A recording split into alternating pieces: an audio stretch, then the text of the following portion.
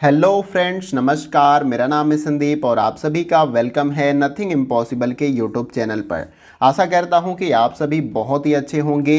आज के इस वीडियो में हम लोग यूजीसी नेट फर्स्ट पेपर में सूचना एवं संचार प्रौद्योगिकी वाले यूनिट से विगत वर्षों में पूछे गए 25 महत्वपूर्ण प्रश्नों के पार्ट 7 को कवर करने वाले हैं। इससे पहले मैंने आपको 6 पार्ट ऑलरेडी प्रोवाइड कर रखे हैं और उन सभी में 25 इंपॉर्टेंट क्वेश्चन हैं जो कि प्रीवियस ईयर में पूछे गए हैं और मैंने उन सभी प्रश्नों को डिटेल में कवर करने का प्रयास किया है, यानी कि उनका एक्सप्लेनेशन भी अच्छे तरीके से आपको मैंने प्रोवाइड किया है। तो अगर आपने उन वीडियो को अभी तक नहीं देखा है तो चैनल पर जाइए, आप उन वीडियो को देखिए, काफ़ी हेल्प आपको मिलने वाली है। तो चलिए फ्रेंड, इस वीडियो को स्टार्ट करते हैं और क्वेश्चन नंबर 1 से देखते हैं। तो देखिए, सबसे पहले क्वेश्चन में यहाँ पर पूछा जा रहा है कि सीडी रोम का अर्थ क्या होता है। तो आपको बताना कि सीडी रोम का अर्थ क्या होता है। तो यहाँ पर आपको सबसे पहला ऑप्शन दिया जाता है कि computer disc read only memory. और देखिए, आप ये भी प्रयास करिएगा कि किसी भी क्वेश्चन का अगर आपको आंसर पता हो तो आप कमेंट बॉक्स में आंसर देने का प्रयास जरूर करिएगा। दूसरा ऑप्शन यहाँ पर दिया जा रहा है कि compact disc read over memory. C option है compact disc read only memory और यहाँ पे डी ऑप्शन दिया गया है computer disc read over memory. तो आपको बताना है कि सीडी रोम का फुल फॉर्म क्या होता है। तो देखिए, इस क्वेश्चन का जो राइट आंसर हमारा हो जाएगा वो है आपका ऑप्शन नंबर सी। यहाँ पे सीडी जो रोम होता है उसका फुल फॉर्म क्या होता है आपका, यहाँ पे आप इसको देखिए, ऑप्शन नंबर सी जो है आपका राइट आंसर है। Compact disc read only memory जो है इसका फुल फॉर्म होता है। देखिए, पहले आप लोग जो है जब से डिजिटलाइजेशन बढ़ गया है, जब से स्मार्टफोन आने लगा, जब से बहुत सारे टीवी बनने लगी, एलईडी टीवी, एलसीडी, लेकिन उससे पहले जब बड़े बड़े डिब्बे की तरह टीवियाँ आती थी तो उस समय हम लोग सीडी का इस्तेमाल करते थे और जो है शॉप पे जाते थे और किसी भी मूवी की सीडी लाते थे और उसमें एंटर करके उस मूवी को देखते थे। तो ये इस प्रकार का डिस्क होता था, बीच में एक होल होता था। तो ये इस प्रकार का स्टोरेज डिवाइस है जिसमें हम डेटा एक बार तो डाल तो देते हैं, लेकिन इस डेटा में कोई भी परिवर्तन नहीं हो सकता। ठीक है, कोई भी चेंज नहीं कर सकते, इस डेटा को आप इरेज भी नहीं कर सकते हैं। तो इसीलिए इसको कहा गया, देखिए सीडी का मतलब हो गया कॉम्पैक्ट डिस्क, रोम का मतलब read only memory. Read only memory का मतलब केवल आप इस डेटा को पढ़ सकते हैं, इसमें कोई भी परिवर्तन या चेंज नहीं कर सकते। तो आपको आई थिंक ये क्लियर हो गया कि सीडी रोम इसको क्यों बोला जाता है, क्योंकि इसको बस पढ़ सकते हैं, न कि इसमें कोई चेंजेस कर सकते हैं। तो ये क्वेश्चन क्लियर हो गया। आइए अगले क्वेश्चन को देखते हैं। अगला क्वेश्चन हमारा है क्वेश्चन नंबर 2। देखिए, इसमें पूछा जा रहा है कि कंप्यूटर का मस्तिष्क जो कि परिधि या पेरिफेरियल्स को नियंत्रण में रखता है उसे क्या कहा जाता है। इन चारों विकल्पों में से बताना है। देखिए, पहला जो ऑप्शन यहाँ पे दिया जा रहा है कि कॉमन पावर यूनिट इसे कहा जाता है। बी ऑप्शन है कॉमन प्रोसेसिंग यूनिट कहा जाता है और सी ऑप्शन दिया गया है सेंट्रल पावर यूनिट कहा जाता है और डी ऑप्शन दिया गया है सेंट्रल प्रोसेसिंग यूनिट कहा जाता है। तो आपको बताना है कि कंप्यूटर का मस्तिष्क जो परिधि या पेरिफेरियल्स को नियंत्रण में रखता है उसे क्या कहा जाता है। ऐसे समझ लीजिए कि कंप्यूटर के जितने भी पार्ट्स होते हैं, चाहे आपका उसमें मॉनिटर हो गया, कीबोर्ड हो गया, माउस हो गया और भी कई सारे पार्ट्स होते हैं, तो उनको कौन सा ऐसा भाग है जो उसको नियंत्रण में रखता है, आपको वही बताना है इन चारों विकल्पों में से। तो देखिए, इसका जो राइट आंसर हमारा हो जाएगा वो है आपका option number D, central processing unit जो है पूरे पार्ट्स को क्या करता है, नियंत्रण में रखता है। चाहे आपका कीबोर्ड हो या माउस हो या मॉनिटर हो या तो फिर आप बाहर से कोई भी डिवाइस, चाहे पेन ड्राइव हो या यूएसबी आप उसमें लगाते हैं, तो उन सभी को नियंत्रण करने का काम कौन करता है, सीपीयू। सीपीयू का फुल फॉर्म आपको पता है, सेंट्रल प्रोसेसिंग यूनिट। इसको कंप्यूटर का मस्तिष्क भी कहा जाता है और डायरेक्ट क्वेश्चन ऐसे पूछता है कि सीपीयू का फुल फॉर्म क्या होता है, तो आपको याद रखना है। तो आई थिंक ये क्वेश्चन क्लियर हो गया। आइए अगले क्वेश्चन को देखते हैं। अगला क्वेश्चन हमारा है क्वेश्चन नंबर 3।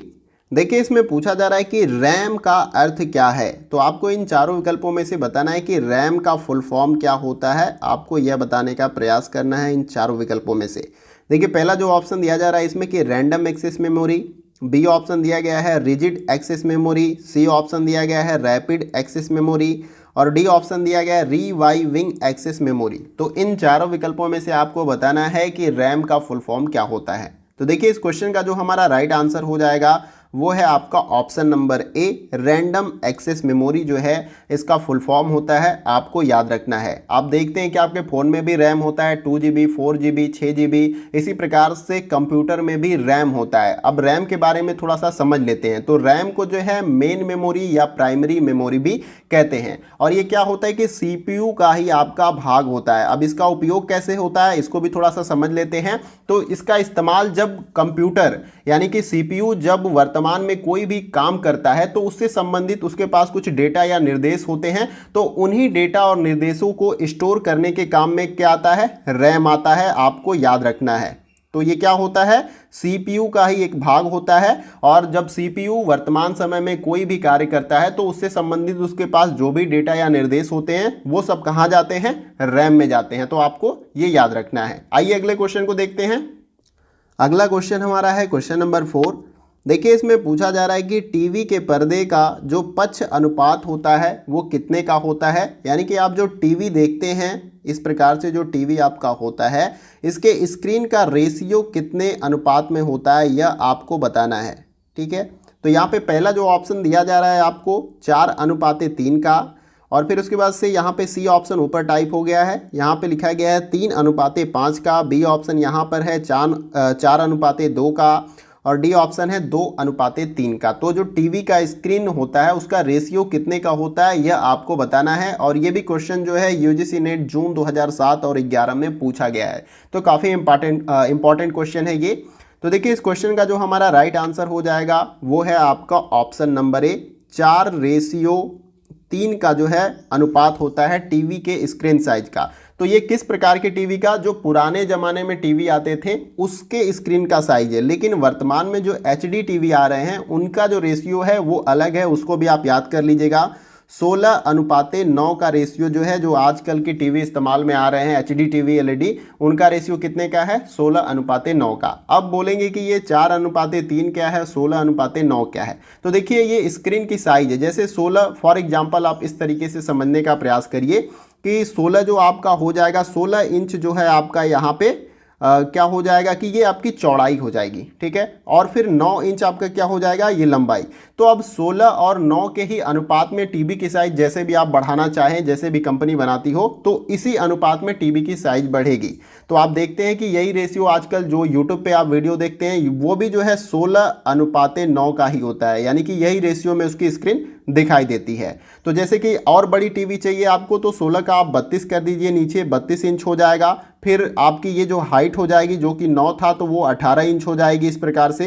ठीक है, तो इसी अनुपात में टीवी का जो है स्क्रीन साइज बढ़ता जाएगा। तो मैं आशा करता हूँ कि ये क्वेश्चन आपको क्लियर हो गया होगा। देखिए कोई भी क्वेश्चन अगर डाउट लगे कि क्वेश्चन में डाउट है तो कमेंट बॉक्स में ज़रूर पूछ लिया करें। आइए अगला क्वेश्चन देखते हैं। अगला क्वेश्चन हमारा है क्वेश्चन नंबर 5।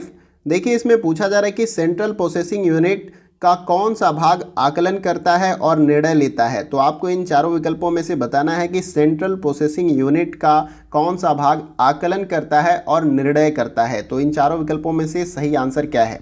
पहला जो ऑप्शन दिया गया arithmetic logic unit, B option है अल्टरनेटिंग लॉजिक यूनिट, और सी ऑप्शन दिया गया है अल्टरनेट लोकल यूनिट, और डी ऑप्शन है अमेरिकन लॉजिक यूनिट। तो इन चारों विकल्पों में से सही आंसर क्या होगा वह आपको बताना है। तो देखिए इस क्वेश्चन का जो हमारा राइट आंसर हो जाएगा वो है आपका ऑप्शन नंबर ए। तो CPU का कौन सा भाग है जो आकलन करता है और निर्णय लेता है, तो वो है आपका अर्थमेटिक लॉजिक यूनिट, जिसका शॉर्ट नेम होता है ALU, और इसके बारे में मैंने पिछले वीडियो में आपको बताया था। ALU क्या है, CPU का ही एक भाग होता है जो कंप्यूटर के अंदर गणितीय और तर्क संबंधी कार्यों का संचालन करता है। इसको आपको याद रखना है, किसका भाग है, CPU का भाग है, अलग से कोई ये नहीं डिवाइस है, ये CPU के अंदर ही होता है। और कंप्यूटर के अंदर जो भी अंगणितीय और तर्क संबंधी कार्य होते हैं उसका संचालन कौन करता है, आपका ALU करता है, जिसका फुल फॉर्म होता है अर्थमेटिक लॉजिक यूनिट। आइए अगला क्वेश्चन देखते हैं। अगला क्वेश्चन हमारा है क्वेश्चन नंबर 6। देखिए इसमें पूछा जा रहा है कि एक प्रलेख का पाठ, चित्र, शीर्षक और फोटोग्राफ आदि निम्नलिखित में से किस में अंतर्निहित होते हैं। आपको इन चारों विकल्पों में से बताना है। तो देखिए पहला जो ऑप्शन दिया जा रहा है यहाँ पे डेस्कटॉप पब्लिशिंग, बी ऑप्शन दिया गया है यहाँ पे डेस्कटॉप प्रिंटिंग, और सी ऑप्शन दिया गया है डेस्कटॉप पब्लिशिंग, और यहाँ पे डी ऑप्शन दिया गया है डेस्कटॉप प्रिंटिंग। तो आपको इन चारों विकल्पों में से सही आंसर बताना है कि एक प्रलेख या पाठ, चित्र, शीर्षक और फोटोग्राफ आदि निम्नलिखित में से किसमें अंतर्निहित होते हैं, उसके बारे में आपको राइट आंसर बताना है। तो देखिए इस क्वेश्चन का जो हमारा राइट आंसर हो जाएगा वो है आपका option number C, desktop publishing जो होता है यहाँ पर, जिसके अंतर्गत जो है टेक्स्ट भी शामिल होता है, चित्र भी शामिल होता है, फिर शीर्षक और फोटोग्राफ। अब इसके बारे में मैं थोड़ा सा आपको समझा देता हूँ। जैसे कि आप कोई भी मैगजीन देखते हैं, न्यूज़पेपर देखते हैं या कोई भी आर्टिकल पढ़ते हैं, तो उसको कंप्यूटर के अंदर किसी भी सॉफ्टवेयर के माध्यम से जो क्या किया जाता है, टाइप किया जाता है, उसमें जो है पिक्चर ऐड किया जाता है और भी तमाम तरह के जो भी कैरेक्टर है उसमें इंक्लूड करके एक प्रोफार्मा यानी कि एक लेख तैयार किया जाता है। फिर उसको प्रिंटर मशीन के द्वारा क्या किया जाता है, प्रिंट किया जाता है। तो आप जो भी बुक्स खरीदते हो, चाहे यूजीसी नेट फर्स्ट पेपर में कोई भी बुक्स आपने परचेज की होगी, उसको भी उसी प्रकार से प्रिंट किया जाता है। किसके द्वारा? डेस्कटॉप पब्लिशिंग के द्वारा। और इसमें जैसे आपका शादी का कार्ड भी हो गया, विजिटिंग कार्ड हो गया, तो इसमें आप जो ऑपरेटर होता है यानी कि जो सॉफ्टवेयर को ऑपरेट करता है, उसमें वो पूरी तरीके से उसको क्या करता है, टेक्स्ट उसमें लिखता है, चित्रों को सही जगह पे प्लेस करता है, शीर्षक के बारे में लिखता है, फोटोग्राफ्स ऐड करता है और एक बढ़िया एक डिजाइन तैयार करता है। फिर उसको क्या करता है, प्रिंटर मशीन के द्वारा प्रिंट करके निकालता है। तो इसमें आपके कई सारे, अगर आप उदाहरण के तौर पे देखेंगे, जैसे मैंने अभी बताया आपको, शादी का कार्ड हो गया, विजिटिंग कार्ड हो गया, बैनर हो गया, आर्टिकल्स हो गए, मैगजीन हो गई, तो ये सभी किस प्रकार से निकलते हैं, डेस्कटॉप पब्लिशिंग के द्वारा जो है ये निकलती हैं। और ये सॉफ्टवेयर की मदद से तैयार किया जाता है। इसमें कुछ सॉफ्टवेयर जैसे माइक्रोसॉफ्ट वर्ड में भी आप लिख सकते हैं और भी कई सारे सॉफ्टवेयर होते हैं जिसमें आप टाइप कर सकते हैं और इस प्रकार का एक कंटेंट तैयार कर सकते हैं। तो आई होप कि ये क्वेश्चन आपको क्लियर हो गया होगा। आइए अगला क्वेश्चन देखते हैं। अगला क्वेश्चन हमारा है क्वेश्चन नंबर 7। देखिए इसमें पूछा जा रहा है कि डीपीआई दर्शाता है, यानी कि डीपीआई का फुल फॉर्म आपको बताना है। इस नाम को आपने बहुत बार सुना होगा, लेकिन आज इस क्वेश्चन में आपको सही आंसर बताना है कि डीपीआई का फुल फॉर्म क्या होता है। पहला जो ऑप्शन है डॉट पर इंच होता है, बी ऑप्शन है डिजिट्स पर यूनिट होता है, सी ऑप्शन है जॉर्ज एरिया नेटवर्क होता है और डी ऑप्शन है डायग्राम पर इंच होता है। तो देखिए इस क्वेश्चन का जो हमारा राइट आंसर हो जाएगा वो है आपका ऑप्शन नंबर ए, डाट पर इंच इसका फुल फॉर्म होता है डीपीआई का, आपको याद रखना है। अब ये होता क्या है इसके बारे में भी समझ लेते हैं। तो जब हम कोई भी इमेज जो है, आप फ़ोटो खींचते हैं, आप देखते हैं, तो उसमें जो है क्वालिटी आपको कभी कम महसूस होती है, कभी ज़्यादा। जब जूम करते हैं तो आपका पिक्चर फट जाता है, और कभी आप जूम करते हैं किसी और फ़ोन्स में तो उसका क्वालिटी इतना अच्छा रहता है कि उसको जूम करने के बाद भी पिक्चर नहीं फटता है। तो यहाँ पर बात डीपीआई का मतलब डॉट पर इंच, यानी कि 1 इंच के अंदर आपके कितने डॉट है, इससे रिलेटेड यहाँ पे ये बातें बताई जा रही हैं। तो मतलब जितना आपका डॉट पर इंच ज़्यादा होगा, पिक्चर की क्वालिटी उतना ही अच्छी होगी। यानी कि जो रिजोल्यूशन दिया होता है आपके फ़ोन में, उसको जितना बढ़ाकर आप फ़ोटो खींचेंगे तो जब भी आप जूम करेंगे तो आपकी फ़ोटो की क्वालिटी उतनी ही बेहतर रहेगी, यानी कि फटेगी नहीं। तो इसको आप जब कम करते हैं तो आपकी फ़ोटो क्वालिटी कम हो जाती है। तो आपको याद रखना है कि इसको, यानी डॉट पर इंच जितना ही ज़्यादा रहेगा उतना ही आपके फ़ोटो या इमेज की क्वालिटी बेहतर रहेगी। आपको ये समझना है और फुल फॉर्म को याद रखना है। डॉट पर इंच जो है इसका फुल फॉर्म होता है डीपीआई का। आइए अगले क्वेश्चन को देखते हैं। अगला क्वेश्चन हमारा है क्वेश्चन नंबर 8। देखिए इसमें पूछा जा रहा है कि LAN यानी कि लैन संबोधित करता है, यानी कि लैन का फुल फॉर्म यहाँ पे पूछा जा रहा है। हिंदी में क्वेश्चन इसी प्रकार से थोड़ा सा डिफिकल्ट करके पूछा जाएगा आपसे एग्जाम में, तो आपको समझना अच्छे से, फिर उसके बाद से आंसर देना है। तो लैन का फुल फॉर्म क्या होता है आपको इन चारों विकल्पों में से बताना है। पहला जो ऑप्शन यहाँ पे दिया गया है लोकल एंड नेशनल, यहाँ पे बी ऑप्शन दिया गया है local area network, C option है लार्ज एरिया नेटवर्क और डी ऑप्शन है लाइव एरिया नेटवर्क। तो देखिए इस क्वेश्चन का जो हमारा राइट आंसर हो जाएगा वो है आपका option number B, local area network जो है लैन का फुल फॉर्म होता है। आपको याद रखना है, यानी कि ये मतलब छोटे जगहों पे इस्तेमाल होने वाला नेटवर्क आप कह सकते हैं, यानी कि बड़े पैमाने पे इस नेटवर्क का इस्तेमाल नहीं हो सकता। और इसका एग्जांपल आपको मैं दे दूं तो राउटर आप देख लीजिए, वाईफाई ले लीजिए, तो वाईफाई हो गया या राउटर हो गया, तो देखते हैं आपके कुछ रेंज के सराउंडिंग, यानी कि 20 मीटर या ज़्यादा से ज़्यादा 100 मीटर हो सकता है या उससे भी कम, तो उसी के सराउंडिंग में क्या होता है, इस नेटवर्क का इस्तेमाल किया जा सकता है। बड़े एरिया में इस नेटवर्क का इस्तेमाल नहीं किया जा सकता है। तो आपको याद रखना है कि लैन क्या होता है, लोकल एरिया नेटवर्क, और इसका एग्जांपल वाईफाई और राउटर को आप देख सकते हैं, और भी कई सारे डिवाइसेज हैं। और ये आपके छोटे जगहों पे इस्तेमाल होने वाले नेटवर्क हैं, जैसे घर ले लीजिए, कार्यालय ले लीजिए, स्कूल ले लीजिए, कॉलेज ले लीजिए, तो यहाँ पे इसका ज़्यादा इस्तेमाल होता है लैन का। आइए अगला क्वेश्चन देखते हैं। अगला क्वेश्चन हमारा है क्वेश्चन नंबर 9। देखिए इसमें पूछा जा रहा है कि निम्नलिखित में से कौन सा कथन सही है, आपको इन चारों विकल्पों में से बताना है। कोई एक जो है यहाँ पे कथन सही है, उसी को फाइंड करना है। पहला जो ऑप्शन दिया गया है, मॉडेम एक सॉफ्टवेयर है। बी ऑप्शन, मॉडेम वोल्टेज को स्थिरीकरण करने में सहायता करता है। और सी ऑप्शन है, मॉडेम एक ऑपरेटिंग सिस्टम है। और डी ऑप्शन है, मॉडेम एनालॉग सिग्नल को डिजिटल सिग्नल में और इसके विपरीत बदलता है। तो आपको बताना है इन चारों विकल्पों में से कि सही आंसर क्या है। तो देखिए इस प्रश्न का जो हमारा राइट आंसर हो जाएगा वो है आपका ऑप्शन नंबर डी। मैं देखिए कैसे सही है मैं बता देता हूँ कि मॉडेम जो एक सॉफ्टवेयर नहीं है, ये एक प्रकार का डिवाइस है जिससे हम इंटरनेट चलाते हैं अपने लैपटॉप में लगाकर, आपको पता है। फिर उसके बाद से यहाँ पे दूसरा बताया जा रहा है कि मॉडेम वोल्टेज को स्थिरीकरण करने में सहायता करता है, ये भी गलत है आपका, ये भी गलत है। और सी जो है, मॉडेम एक ऑपरेटिंग सिस्टम है, तो ये भी गलत है, क्योंकि आपको पता है कि मॉडेम के द्वारा हम इंटरनेट चलाते हैं अपने लैपटॉप में, वो भी पहले चलाते थे, अब मॉडेम का चलन धीरे धीरे खत्म हो गया है। तो यहाँ पे चौथा जो हमारा ऑप्शन है वो राइट हो जाएगा। मॉडेम जो है एनालॉग सिग्नल को डिजिटल सिग्नल में और इसके विपरीत बदलता है। तो जो डिजिटल सिग्नल होता है, इसमें जो भी डेटा या सूचना होता है वो बाइनरी फॉर्म में क्या होता है, परिवहन होता है, आपको ये भी याद रखना है। तो आइए अगले क्वेश्चन को देखते हैं। अगला क्वेश्चन हमारा है क्वेश्चन नंबर 10। देखिए इसमें पूछा जा रहा है कि सूचना एवं संचार प्रौद्योगिकी में सम्मिलित है। तो आपको बताना है कि इन चारों विकल्पों में से सूचना एवं संचार प्रौद्योगिकी में क्या सम्मिलित है। तो देखिए पहला जो ऑप्शन यहाँ पे दिया गया है, ऑनलाइन सीखना। बी ऑप्शन है एडुसेट के माध्यम से सीखना। और सी ऑप्शन है वेब बेस्ड सीखना। और ऑप्शन डी है उपरोक्त में से सभी। तो आपको बताना है कि सूचना एवं संचार प्रौद्योगिकी में इन चारों विकल्पों में से कौन से ऑप्शन सम्मिलित है।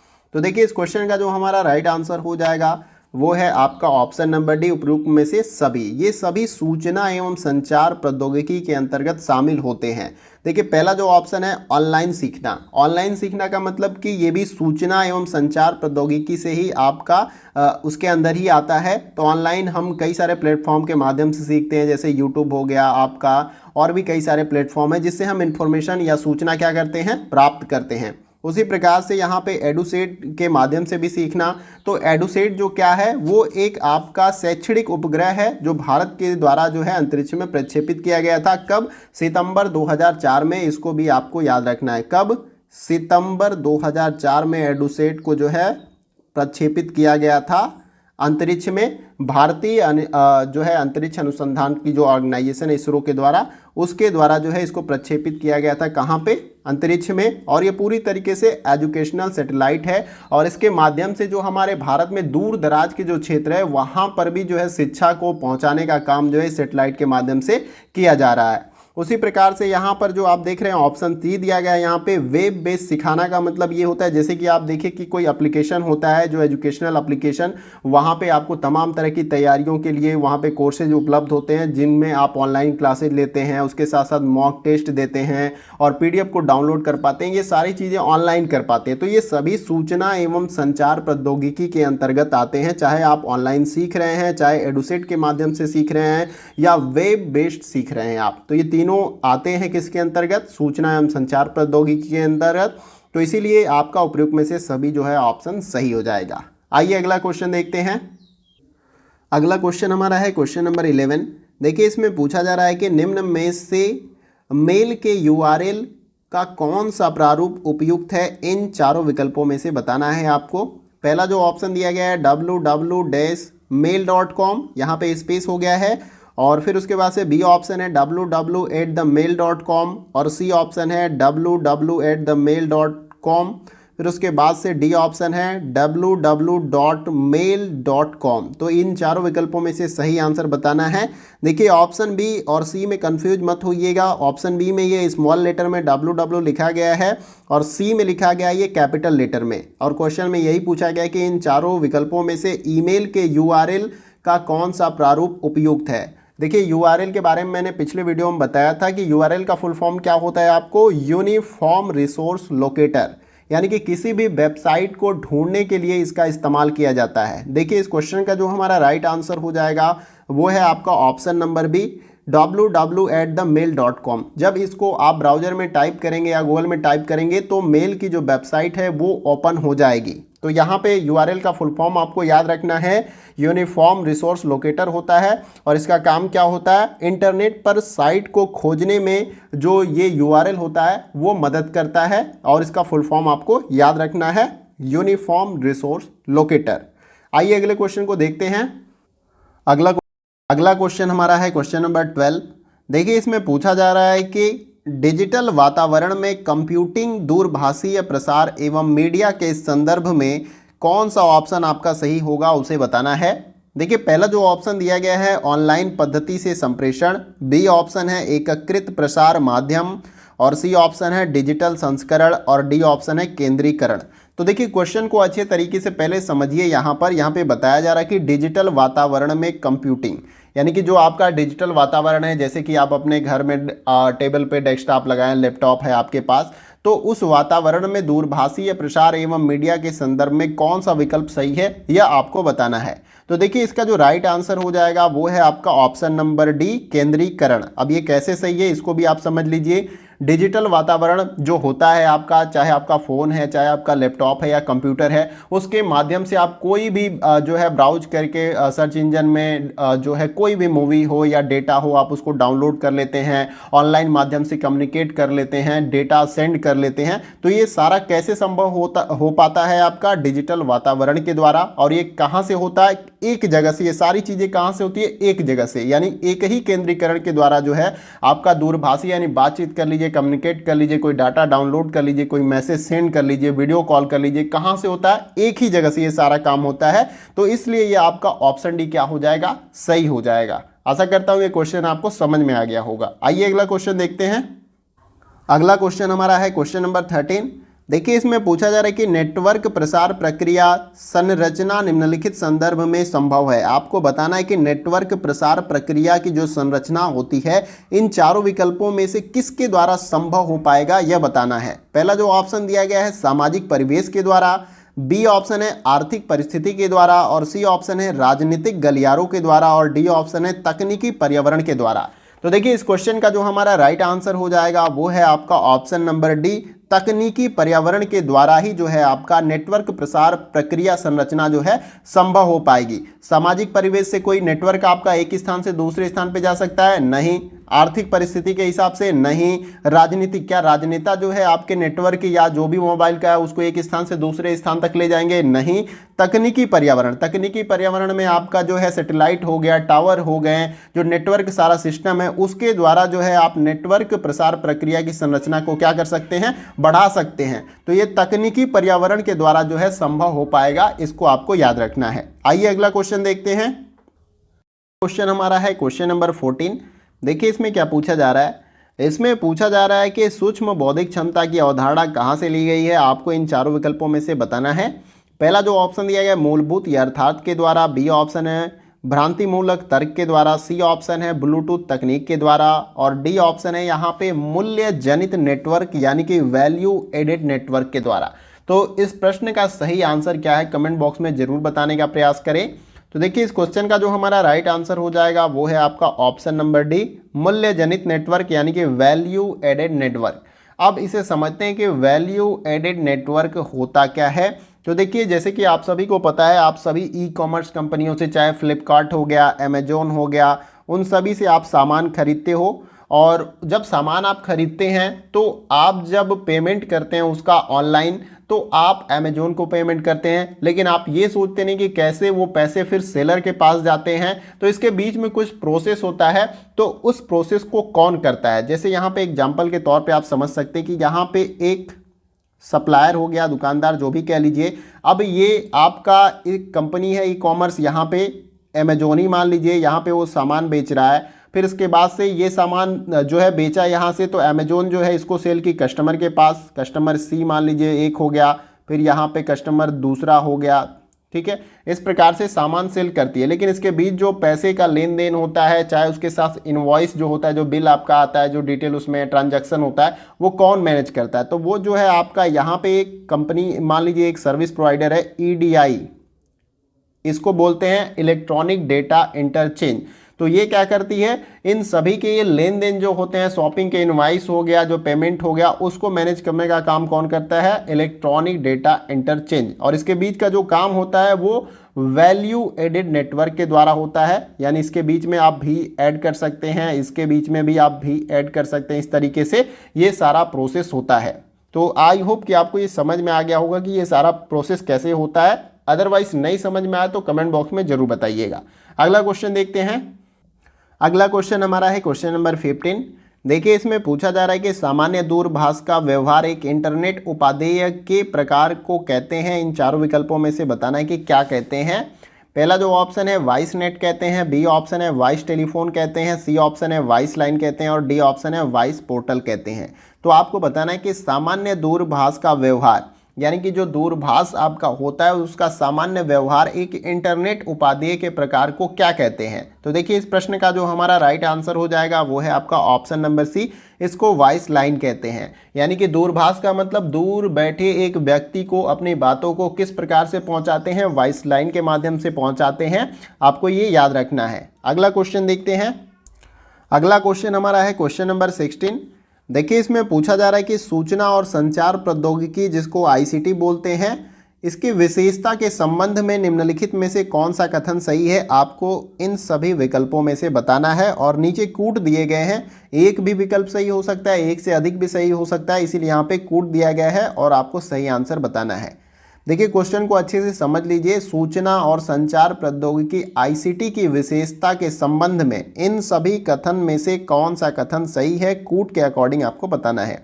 देखिए, पहला जो कथन दिया गया है यहाँ पे, आईसीटी कंप्यूटर नेटवर्क और उन पर आधारित अनुप्रयोगों के सृजन के लिए मुख्य उपकरण है।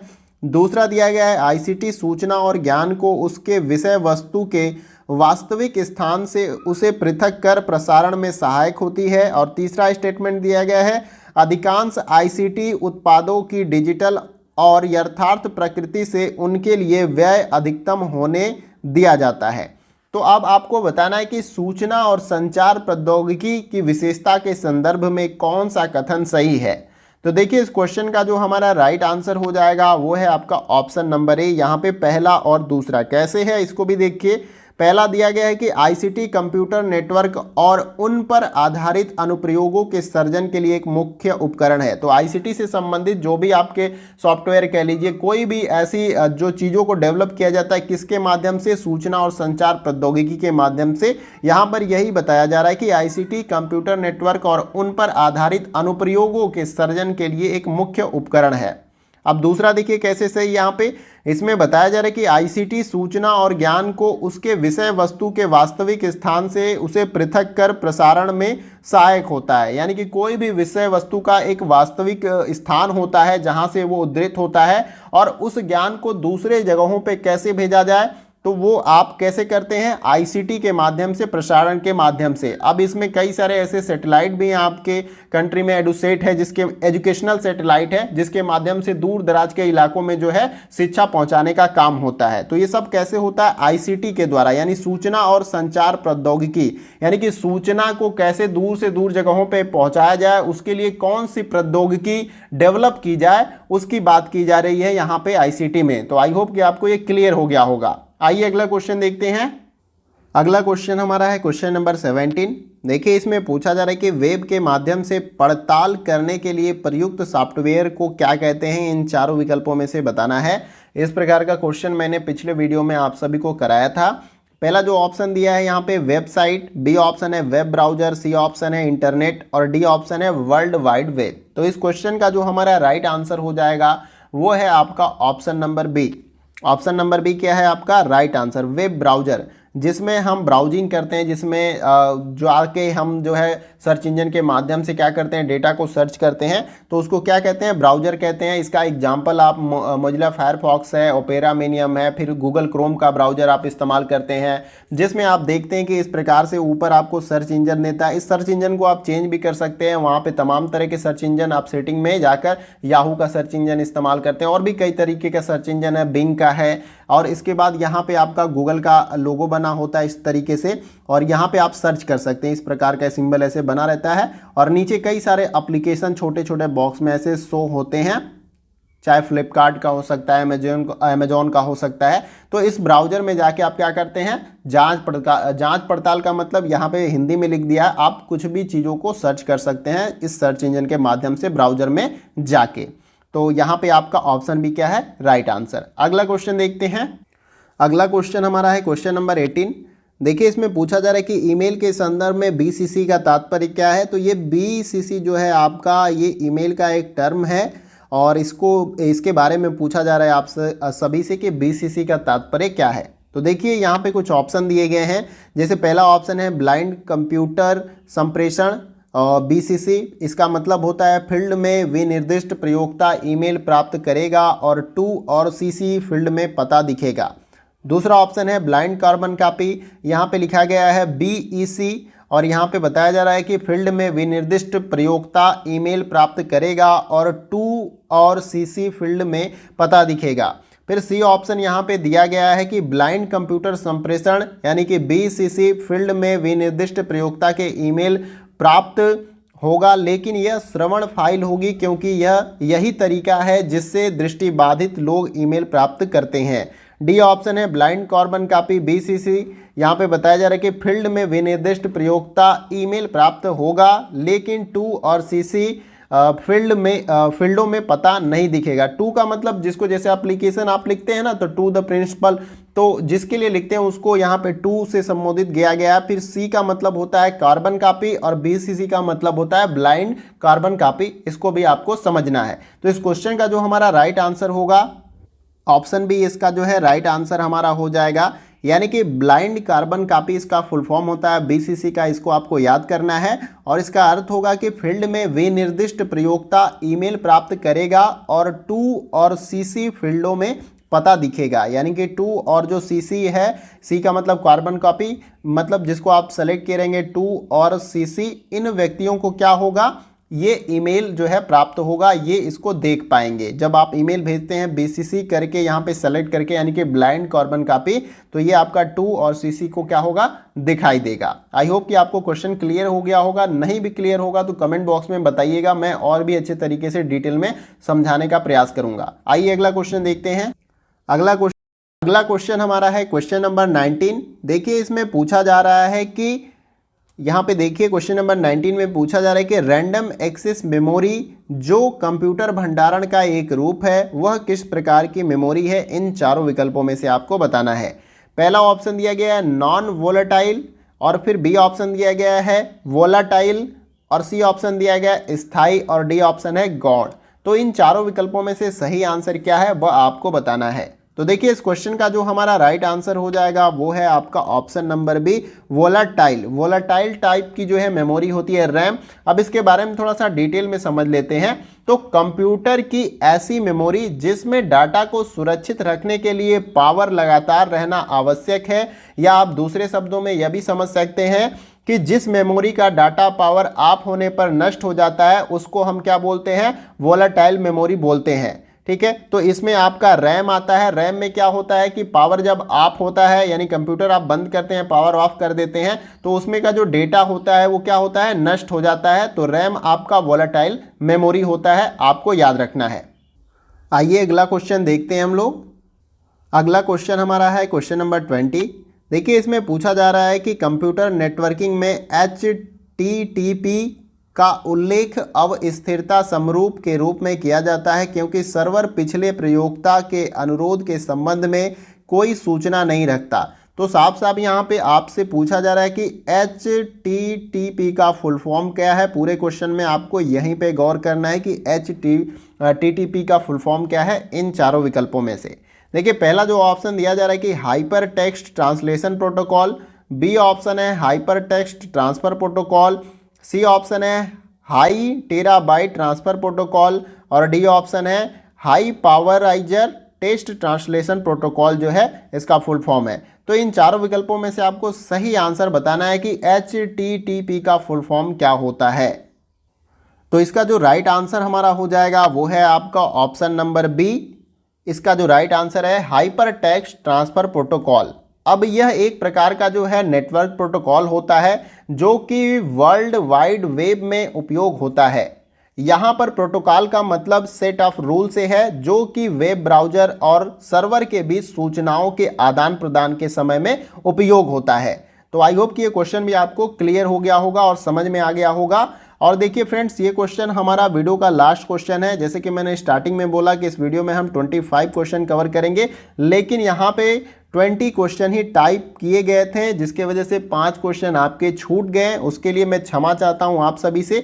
इस वीडियो में हमने 20 क्वेश्चन को कंप्लीट किया जो कि प्रीवियस ईयर में पूछे गए हैं। अगर इन सभी क्वेश्चन को टोटल किया जाए, जब से मैं इस यूनिट से आपको प्रीवियस ईयर के सॉल्व करा रहा हूं सूचना और संचार प्रौद्योगिकी वाले यूनिट से, तो हमने कुल टोटल 170 क्वेश्चन को सॉल्व किया, वो भी विथ एक्सप्लेनेशन के साथ और डिटेल में। तो आपने इन सभी क्वेश्चन को अगर अच्छे से कवर किया है तो यहां से क्वेश्चन आपको एग्जाम में जरूर देखने को मिलेंगे। इसके साथ ही साथ यहां पे ये यूनिट हमारा समाप्त होता है प्रीवियस ईयर के क्वेश्चन सॉल्व का। इसके बाद से हम नेक्स्ट यूनिट जो है कवर करेंगे जो है आपका लोक विकास और पर्यावरण, जिसको इंग्लिश में बोलते हैं पीपुल डेवलपमेंट एंड इन्वायरमेंट। तो इस यूनिट से जो प्रीवियस ईयर के क्वेश्चन पूछे गए हैं उनको हम डिटेल में सॉल्व करने का प्रयास करेंगे। और ये आज का वीडियो कैसा लगा इसके बारे में कमेंट बॉक्स में जरूर बताइएगा। और कहीं भी क्वेश्चन में कहीं कुछ समझ में नहीं आता है आपको और गलती लगती है तो कमेंट बॉक्स में जरूर बताइएगा। किसी और टॉपिक पे वीडियो चाहिए तो उसके बारे में भी बताइएगा। एग्जाम से रिलेटेड आपकी कोई क्वेरी होगी तो उसके बारे में भी पूछ सकते हैं। तो फ्रेंड्स, आज के वीडियो में बस इतना ही। फिर मिलते हैं नेक्स्ट वीडियो में कुछ और इंपॉर्टेंट क्वेश्चन और टॉपिक के साथ। तब तक के लिए जय हिंद, जय भारत।